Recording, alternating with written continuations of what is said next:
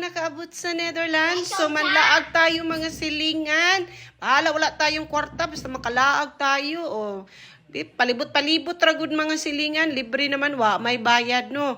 Lami pa kay paminaw ni mo. Bahala, way kwarta. Basta kay, ang importante, bohe.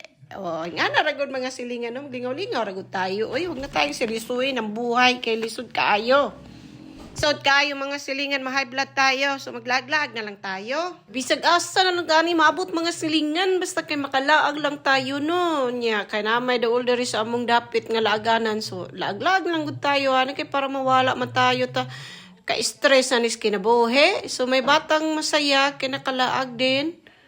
Asa pa kana, libre pa na siya mga silingan. So kumaayo na lang gid kayo nga nakalaag mi diring dapita kay na ay carousel nga libre. Ang bata masaya kay bisag unlimited pa siyang tuyok-tuyok di hantod siya malipong.